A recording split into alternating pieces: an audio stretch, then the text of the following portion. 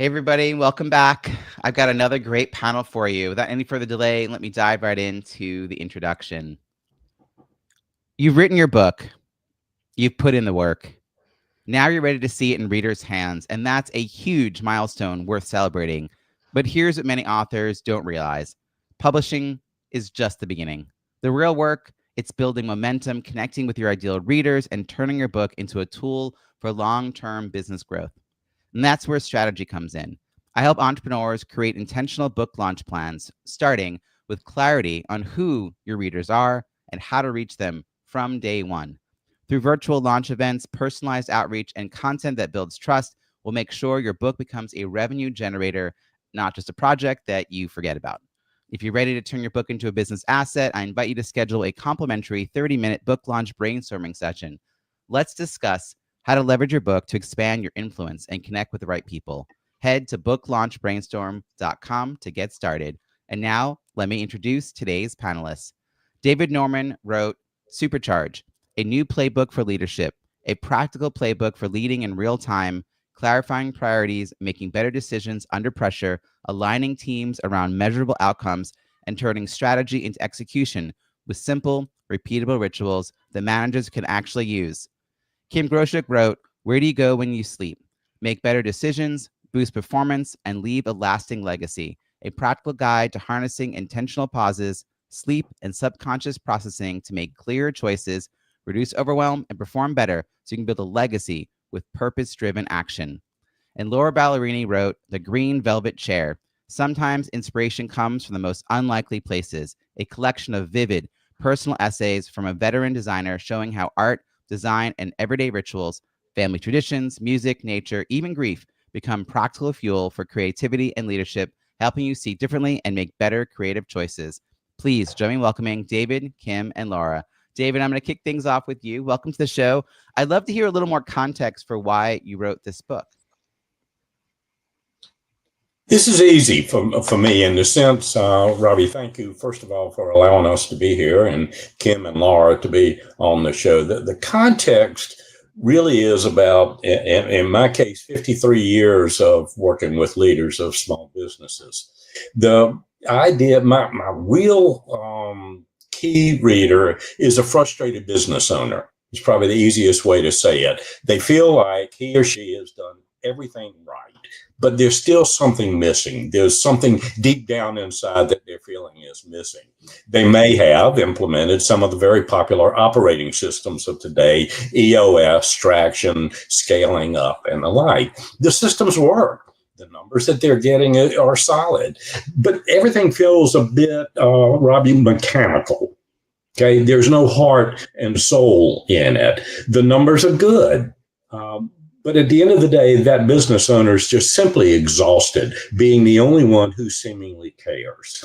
They're the leader who suspects that great companies are not built on operating systems alone. They're built on genuine human connection, something likely Kim would probably understand from what I hear about her books. They're built on this human connection. They're ready to transform their operating system from a performance tool, which is all it is, to a community-based organization. And that's what the book is about. It's not about theory, but it's about how you, as a leader, get in touch with the soul of your organization and get all your employees to build a community-based company. And what size companies are you mostly targeting? I mean, I imagine lots of folks would benefit, but who did you have in mind when you wrote the book? What size company?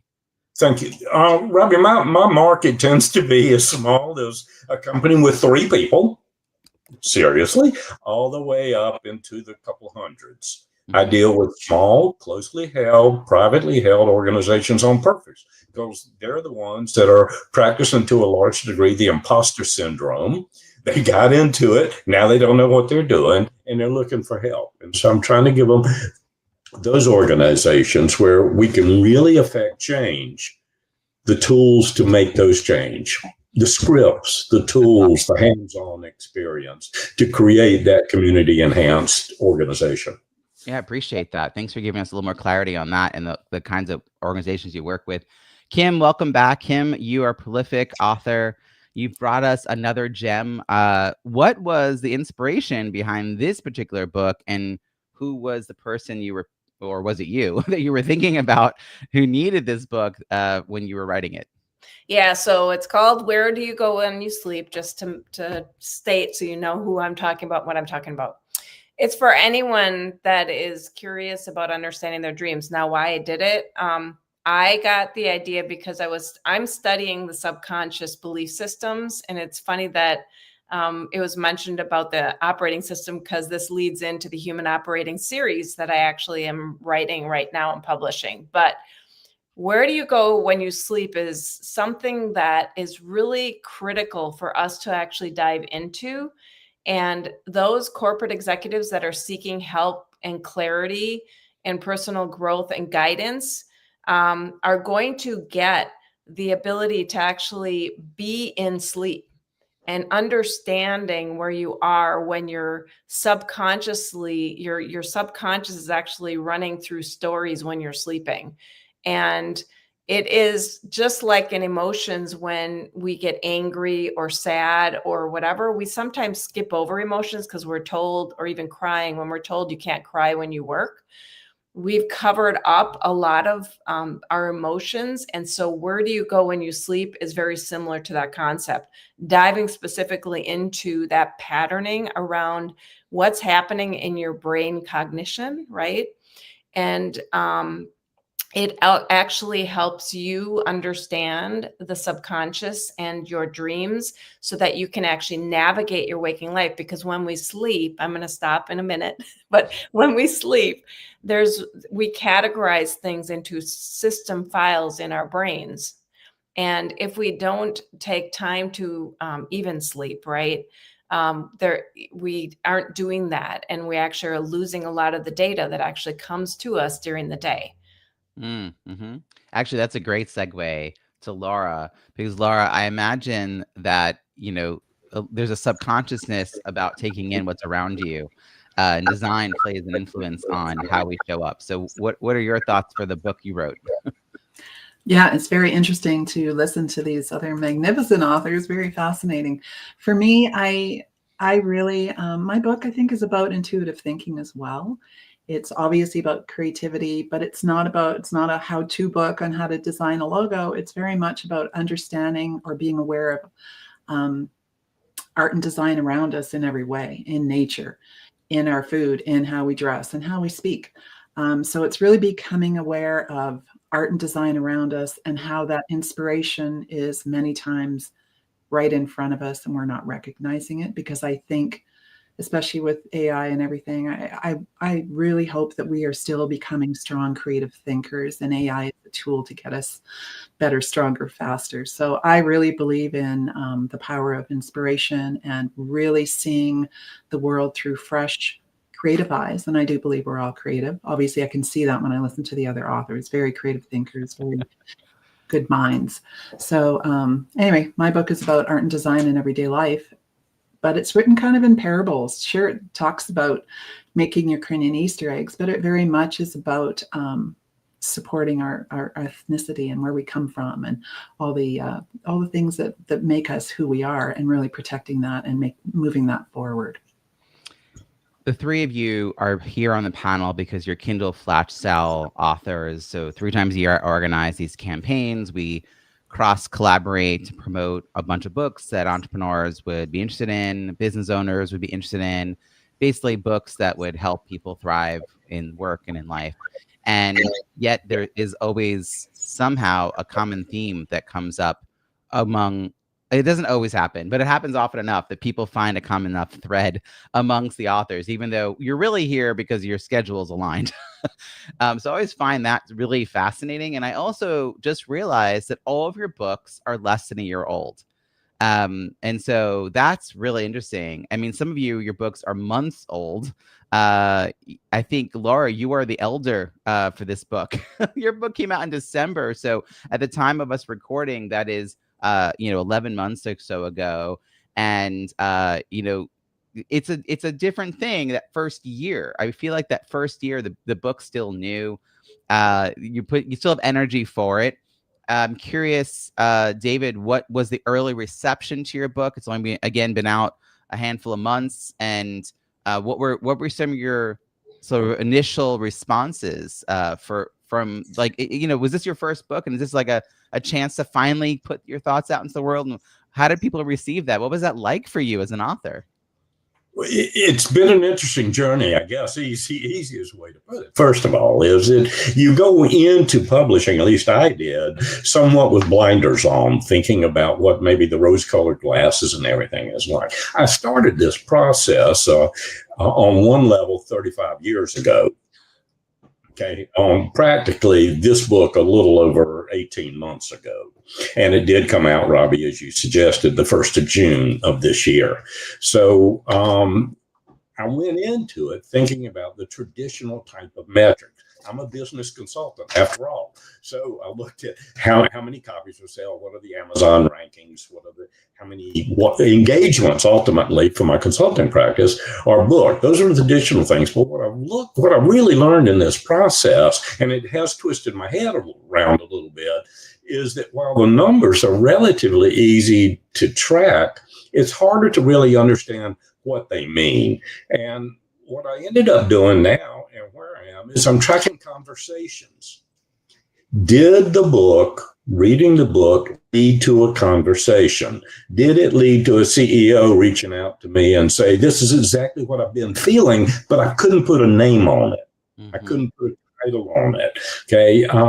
I've read a chapter with my leadership team, and it sparked an idea for us. This is the transformation that I'm now measuring. The number of books sold or the ratings or whatever else are immaterial at this point. So that was the and that's happened over about 6 months, that conversion, looking at really, for me, what are the real metrics? Yeah, that's one of the questions, David, that I often ask on this panels is, what were the metrics of success you initially were aiming for, and what changed as you were sort of developing as an author? And like you said, initially, I think authors have those rose-colored glasses. I'm going to sell lots and lots of copies, and, everything's going to just flow towards me. But I think getting down to how is it impacting my business? So ultimately, is there more money in the bank account through any number of revenue channels? But did I have a particular outcome in mind when I wrote the book? And is that happening? And for you, it sounds like the first step of that outcome becoming possible, and that's same for me, is someone is booking a call with me. Someone's reaching out to schedule that conversation, or even just emailing me and ask a question. That indicates that, the conversations are changing. People are hearing what we have to say. The language is starting to resonate. I think it's wonderful. And Laura, your book fits in this like interesting, like in between, because it has, you have this design background, but you're trying to translate it to a paper. How did that process go for you, and how was it received? Are people able to read the book and like absorb? I mean, you just have an innate sense, right? So how do you translate innate sense into, it's I don't know. I'm curious, like how did you approach the book, and how did people receive the book once it came out? Yeah, it's interesting. I actually wrote the book, and by the way, this is my second edition that came out in 2024. Right. So I had some health issues, so I actually orphaned my first edition, and this is my second edition. So that's what we're talking about today. But for me, really, I wrote the book because I knew the importance of storytelling in business. I've been in business. This is my 26th year with my company, and I wrote the book because I wanted to learn how to be more articulate and how I talked about my design with clients. So it was kind of a backwards kind of way to write a book. This wasn't on my on my wish list. It wasn't on my bucket list to write a book. It kind of happened by accident in many ways. I wanted to learn how to tell stories, so I started writing. And then I realized these stories are resonating with people. They can see themselves in these stories. And that kind of transpired into my work, because it made my work more clear, more simple, and more impactful. So in an odd sort of way, it helped me to make my work better and resonate and relate to my audience, whoever that audience is. I think actually what you did is the way I hope people will approach a book, because you started with information you knew, an audience who needed it, finding out like how to communicate that message better to them. And then that in turn influenced your work, made you better at your work, better at articulating like the value, the role, the purpose. A lot of authors come up with frameworks or whatever you might call it, like in the process of writing a book.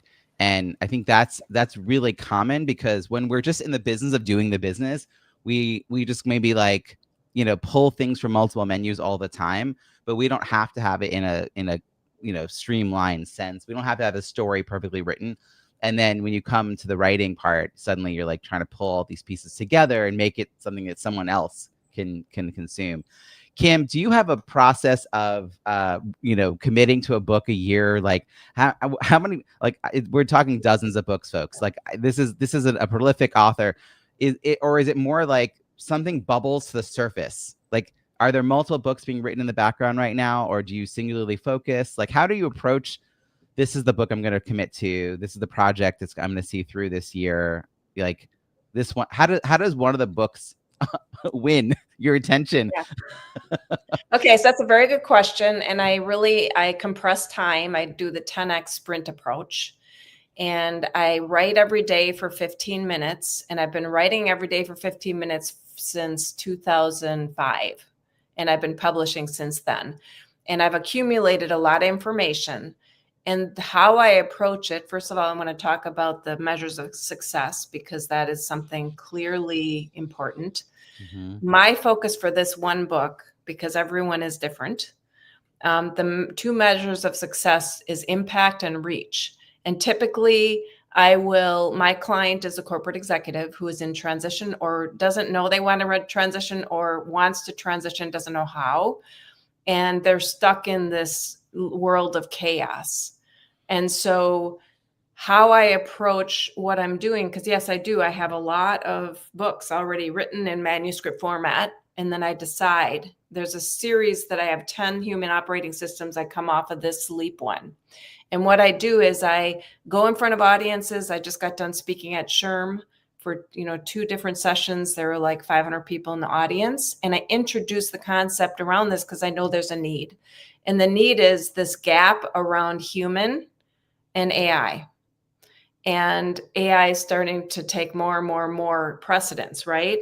And so and then we lose the brain. It's all about brain cognition because I study psychology, right? So in this specific case, it was important to understand the sleep, because sleep is really, really important to actually maintain our health and our brain. The biggest thing is the brain health, but obviously everything else, your body and everything. But in this case, it was really focusing in on the brain and how we actually translate things. So we there's a spiritual exploration. I combine science and personal experimentation. So I'm trying to get to your answer. And the answer is that it's the audience always. My audience is a corporate executive. I run executive roundtables every 2 weeks, and I do market research every time I meet with them. What are you dealing with? And one of the things is chaos right now, time and chaos. They don't have time to really take care of themselves, or actually they step out of their own selves to actually run the business, because these people are running Fortune 100 companies. And sleep, they lose sleep, right? You might even see interviews on TV and people are red-eyed because they aren't getting enough sleep. So this is really, really, really important to focus on that subconscious, the thing we're losing, for me. Mm-hmm. And so that's why I selected this one topic. I think the thing I want to echo that you said was you're constantly doing market research, and you're also doing it at scale. So when people are first starting out trying to figure out an offer, and I wrote about this in my second book, Small List, Big Results, it's important to have one-on-one conversations to really, because you don't know yet who that person is and exactly what the problem is that they know they have and they're willing to admit, and the offer that you could design that would help them get further, right? You don't have all that figured out. But then once you do, I think a lot of people then go, well, I'm just going to rinse and repeat and do that for the rest of my life. And it's, well, things change. Like markets get disrupted, like external factors, people age, like there's changes in life circumstances, there's things within and without their control. And so by you having an ongoing conversation. I have a similar thing. I host a weekly mastermind. It's this $100 a month membership group, but it gives me an ear to the ground for people who are striving and thriving six-figure entrepreneurs. I'm always listening, and I always know kind of what's going on there. It's just an ongoing thing. I host networking events for thought leaders, right? So I think similarly, figuring out how to have those conversations on a regular basis at scale with your prospects or clients or a mix of the two, that and while you like have written a disparate, wide ranging topics, you see the through line, and the right person also does. Like the person you're talking to sees that you're hitting every aspect of their life now. You're really aware of them, not just in a certain role, but you're acknowledging their humanity, which is a very nice change from a lot of sales that come at them. So I think that's cool. And I think for other people, it feels daunting. You don't start with that plan fully formed. You figure it out over time, and you have this practice of 15 minutes a day. I mean, that diligence of 20 years of 15 minutes a day. I saw some eyebrows go up here on the panel. I mean, that's pretty cool. And I'm sure there's a lot left in the cutting room floor, but that's how you get ideas out of your head. That's how you formulate things. It's quite the commitment. It's very cool. David, do you have, now that you've written this book, is there now a regular practice of writing? Are you writing blog posts or other articles, or is there another book in the works? Like, is writing, now that you've ripped the Band-Aid off and you published this book, are there more books or other means of consuming this information for you in the works? Absolutely. I mean, again, sort of got to reaffirm both what you, Robbie, and Kim shared a minute ago, and it's going to end up on the word chaos. I run a couple of peer groups of executives, and one on a virtual one on a national basis for management consultants. And out of that come patterns and trends, concerns, and, Kim, chaos. What I saw in the small business industry, and specifically in a moment to your question, Robbie, is many organizations, the CEO invested in one of the known operating systems to cure chaos. And it did. It didn't solve the cultural problems, the human problems. And it was that piece that came out of my peer groups and linking with other consultants across the nation that was missing, that led to that book. Specifically, right now, I've got about 100 plus blogs on my website that are all additions to the theme of building on things. And I've got one book on the shelf, which was going to be number 2, but based on the results of Supercharge, I've now written an intermediary book that I'm trying to finish right now. So, like Kim, in a fashion, I'm building a library on the shelf I can pull out. They're all extensions of how do you build a better community in an organization once the issue of chaos, as much as it can be addressed, is addressed. You still need to build the right culture. So, David, 35 years you didn't have a book. Now you're like got 3 that you're working on, right? Like, there are people listening right now who are still in that 35-year, like, dry spell where they just don't think they can do it. Who would they write a book? Whatever messaging is in their head. Why would anyone listen to me, et cetera, et cetera. So what shifted now that you have your first book out? Can you describe the shift internally about, something has changed. Like, you are now like, let's go, let's do this. Well, I'd love to think it's that legacy thing, but we're not going to talk about age on this call. Let's talk about what matters, and that's the more important thing. That there are a fair amount of books out there right now who will tell a business leader what to do, the types of things that they know. Where I am is, and what I'm writing about is that intersection between what they need to do and how do they get their people involved in that change. Okay, it's not about trying to provide an answer. I shared earlier, 53 years I've been a management consultant. Management consultants provide answers. Well, I'm curious about your own take as a person, as an author, like before you were a would-be writer. Now you're an author who's like, you don't feel hesitant about there being more books. Like you're like, oh, one's ready, but now I'm going to do an in between one. Like, you know what I mean? There's a different attitude, commitment, like fortitude. Like, what did you feel that happen? I feel that transformation happen, Robbie. Okay. And both in me, moving from the answer man to the question giver. Right. Okay. But more particularly to the people I'm trying to address in this. I can see that transformation happening from the very practical command and control, I'm in charge boss, here's what you need to do, go do it, to somebody who's moved into a different leadership style that is more effective. It's that transformation that I'm writing about. Well, and it also shows that when you write something and you put it out there and people respond, I think that feedback loop helps us realize what else we could write, the impact we're having. Laura, you have been part of these Kindle Flash sales before. And one of the side benefits is that you get to focus on getting more reviews for your book. And this, it's like my sweet spot thing I always want to talk about. I'd love to hear about your experience being part of the Kindle Flash sale, the author collaboration, like your ability to get a few more reviews. Like, what's been your experience both with the Flash sale campaign, with your effort to get a few more reviews, why they were important for you? Like, what's it like to read those reviews as they come in? All those different thoughts. Yeah. So basically, I mean, buying behavior has changed, right?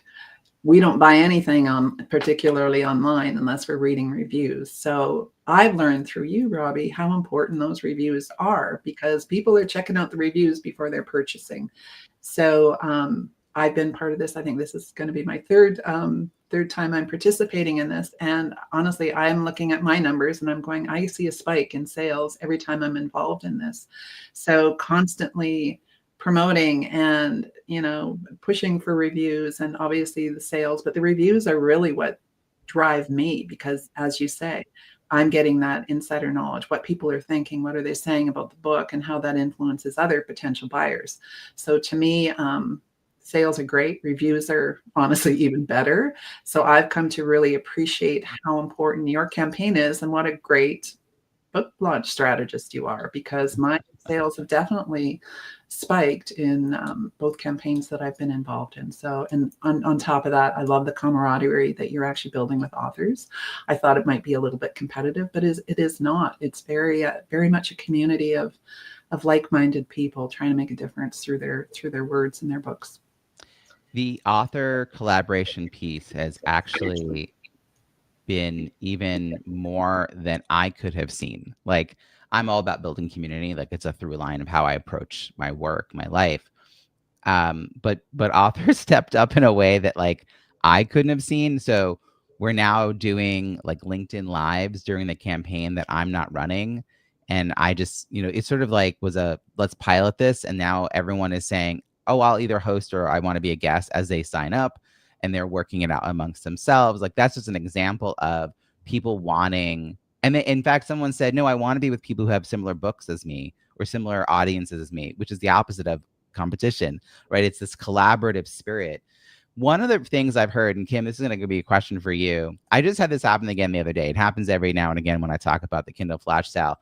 An author will say, 99 cents. I don't want to sell my Kindle book for 99 cents. I worked really hard on this book.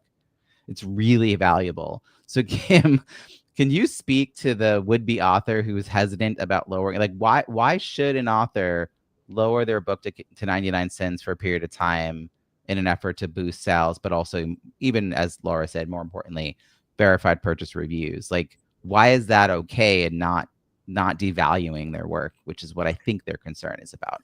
Yeah, well, when I first started publishing in 2005 was my first, and it was children's books. So that was my audience, an 8-year-old child reading my book, right? So I really knew how to target. I thought that I would sell all these books. I mean, I did a traditional self-publishing where I bought my own printing through China. Like, I went to a company that actually printed all these books and they delivered them then I had to warehouse them. It was gigantic, right? And I thought Each author that is new, that thinks they're going to sell all these books, isn't what it is. That's the first thing. The value of your knowledge, there is value in your knowledge, but you can repurpose that knowledge. The book itself is just one piece of the puzzle. And it is that I have given away a lot of my books when I go and speak. It isn't, the value in it is that they get to know you more, your knowledge of what you offer to them, and they want to even be with you more in the community. That's the biggest thing in my space, is people want to come to me in my community because it's me. And sometimes I have a hard time getting, it's like, you don't need me anymore. Now the strategy is set up. Now you have your team, you can run, right? And sometimes it's breaking the ties because they really like me, right? Because of my knowledge, experience, and how I empower them. I don't direct them. There's a whole approach around it. So the price around the book is, I wouldn't get caught up about the price around the book, number one. I loved what Laura said, because it's exactly why I get involved in these. And now my clients, I help them build a legacy, which I love that David shared that, because that's what I do. I help them build their whole legacy, which is many books and the program within a year. It's real compressed. I teach them. And so they will be a part of your campaign, Robbie, because I have learned that, just like Laura said, my sales have spiked, but it's not about the sales. It's about them reading and learning and absorbing and wanting more.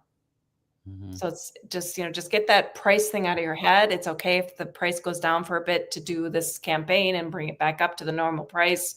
I do have a standard price around mine. Mine isn't 100% traditional around my paperback pricing. And, it's what the content is.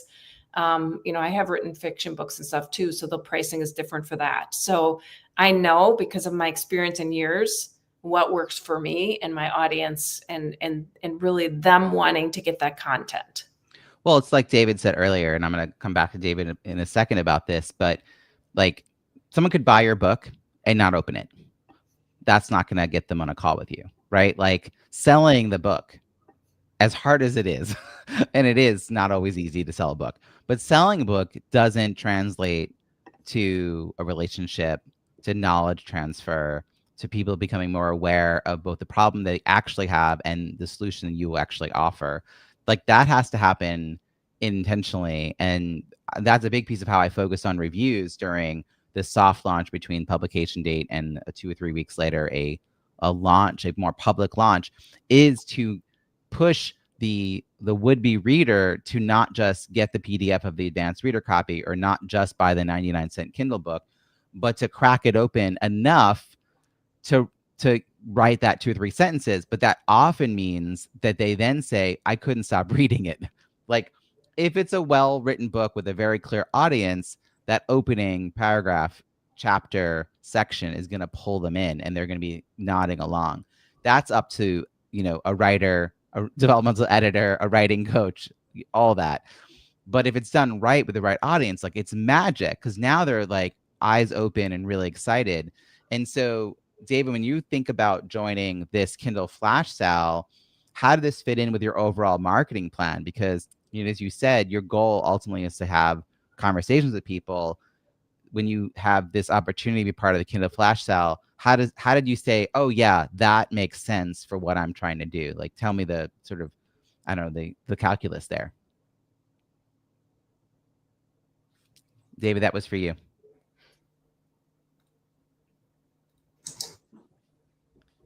Sorry, technology monster comes back to bite us all the time. I guess probably the best response Robbie gets to be is, what's the, at least in my case, is what's the pain I'm speaking to?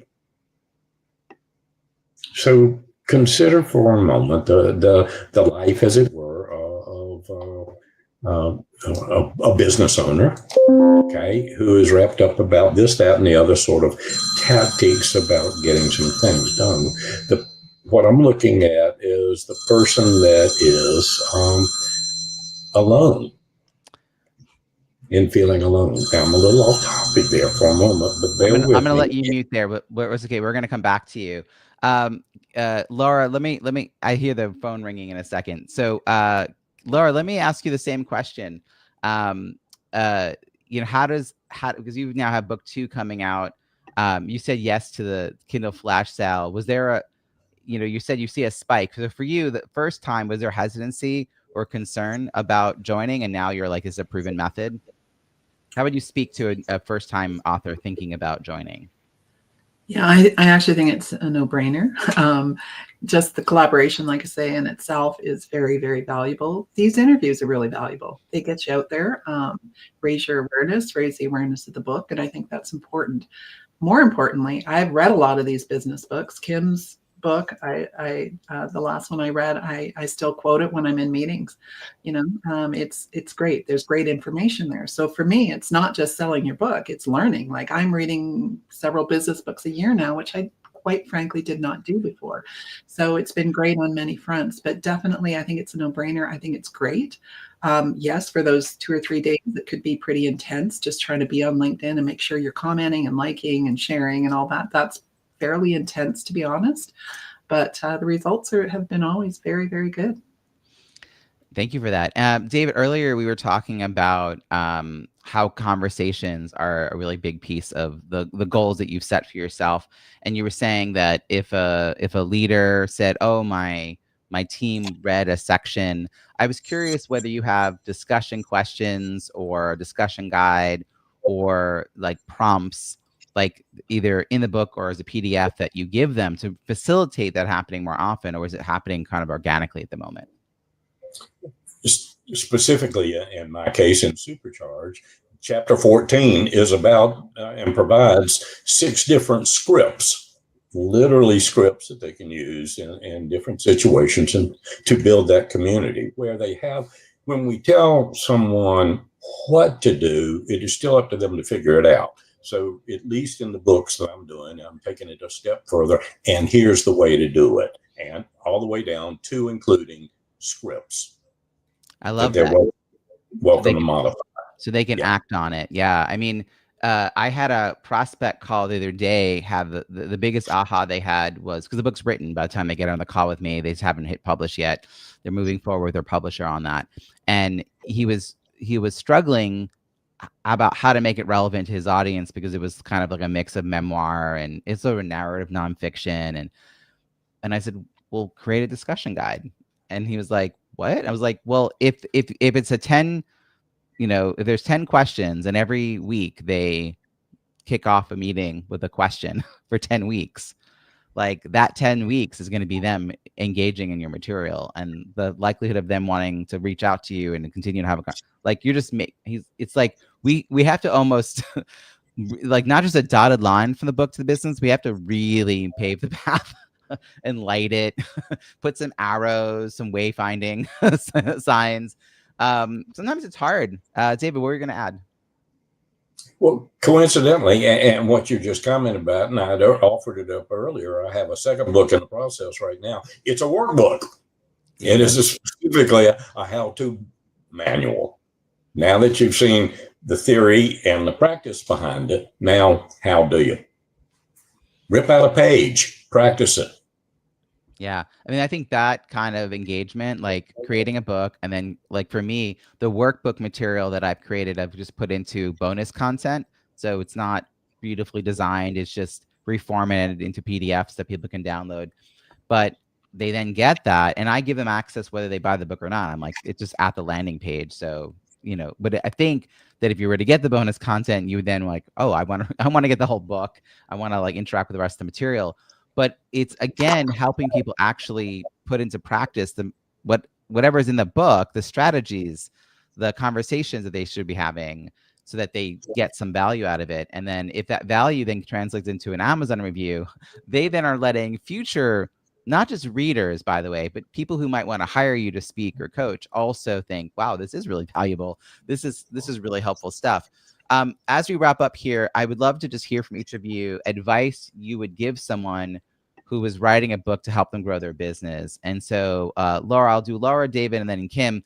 So Laura, again, if someone's listening and they're thinking about writing a book, maybe in the process of writing a book, specifically because they are a person who has a message to share with the world, with some revenue stream tied to it. What advice might you share with them?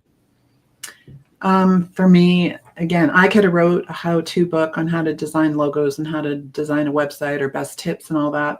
I chose to look at it more from an intuitive thinking point of view. So for me, I wrote about what I knew. Been in the industry for many, many decades. And for me, I think the best advice is to write about what you know. I've been in the industry a long time. And to be honest, one of the benefits of writing a book is it gives you credibility. Even though I've been a designer for decades, it gives you credibility. To write a book is kind of a big deal for anybody, really. So it gave me credibility. And now I'm in the process where I'm going to be doing my first workshop this week. So I'm going to actually be teaching what I know, but not in relation to the book, but in relation to art and design and how to really get the most impact when you're doing the pitch deck or whatever. So I have found the best advice I could give is write what you know about and really engage. I love this. There is sort of a before and after. Before being an author, after being an author. And there's a way in which credibility and expertise can easily be moved from one topic to another. Your perception of the perception of being an author and an expert in one topic can help you in another. David, I'd love to hear your thoughts on this as well.